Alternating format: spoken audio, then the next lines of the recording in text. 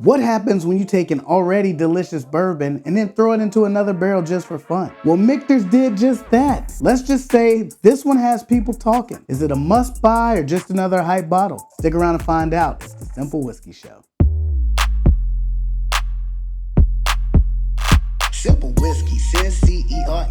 Here to keep it 100. What's the ABV? Keep it simple. Simple whiskey. And be sweeter.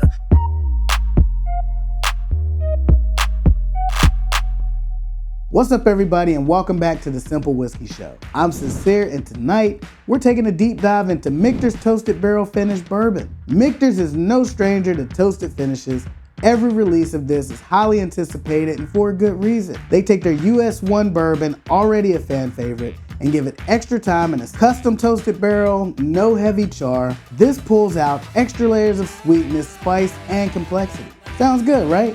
Well, let's put it to the simple Cairn test and see if it's worth the hunt. This Michter's gem comes in at 91.4 proof with an undisclosed mash bill. Rumored to be somewhere between 6 to 8 years old and usually coming in around $110 per bottle. As you see, there's no bottle on the table, only a sample, as I haven't been able to get a bottle of my own here in Virginia.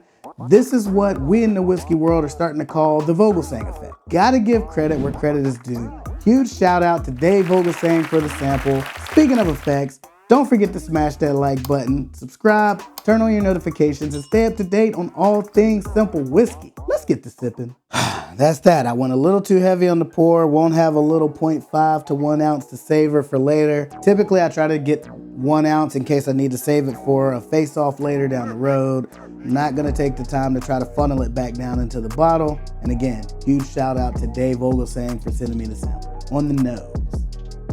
Oh yeah, this is sweet, really inviting right off the bat. I get like a vanilla, caramelized brown sugar, a little bit of toasted marshmallow, and there is a rich buttercream note in there somewhere too. A little bit of cinnamon and nutmeg, almost like fresh baked snickerdoodle cookies.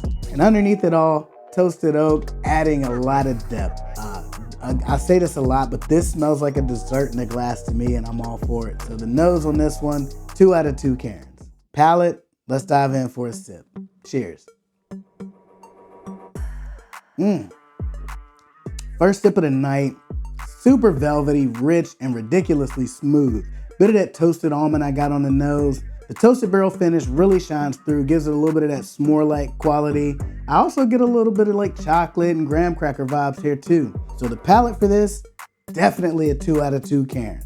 So in terms of how this actually lingers, that vanilla and that toasted oak combo stick around for the finish. It's got a nice slow fade, nothing too harsh, but a little bit of warmth to remind you it's there. Charred caramel note, lingering baking spice, and a touch of like hazelnut at the end. Not a knockout finish, but definitely enjoyable. 1.5 Cairns. This is my only sample. I don't want to add water to it, but I have to add water to it. I would like to enjoy this full 2 ounce pour water-free. What would the new Cairn system be without multiple Cairns? Let's dump some of this in here so I can finish the rest off neat, the way that I'm sure I'm gonna prefer it, because that's how I love my whiskey. Sit there, don't you go nowhere. All right, last little bit of whiskey. I'm gonna add 3 drops of water. Actually, I went ahead and added 5. Let's see what happens when I do add the 5 to this one. Crisis averted. I was able to figure out a compromise to adding the water to the whiskey, which again, not snubbing anybody that does. I just prefer to get that full flavor, even at room temperature, no ice. And there are a few that I like to drink on ice, especially in the summertime, grilling out, but it's not summertime yet. And this is a simple review. So added water to it. Let's see what we get on it. Cheers. So the spice takes a step back on the palate. Caramel, oak really pop. Still super balanced, just a little bit softer now. Would I add water again? Maybe. But honestly, this one drinks perfectly neat, so I wouldn't recommend it like I typically do, unless that's the best way that you palate whiskey. Let me know in the comments down below if you've had this one on ice and what you thought.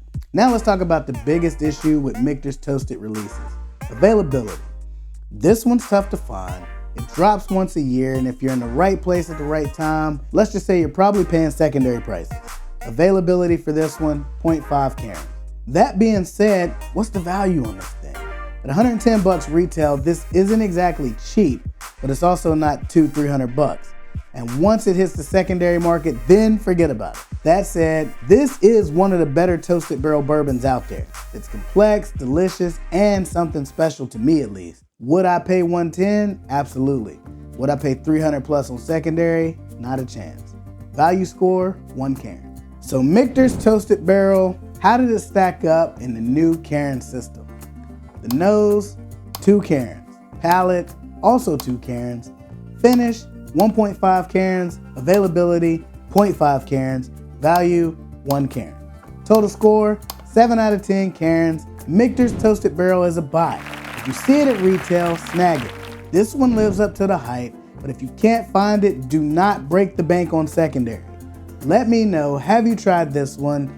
And is it worth the 110 bucks, or would you even pay secondary prices? Leave me a comment down below. And if you like this review, check out my breakdown of Woodford Reserve Double Oaked, another toasted powerhouse you might want to compare. Until next time, may your glasses be full and your stories be even fuller. As always, keep it simple. Cheers.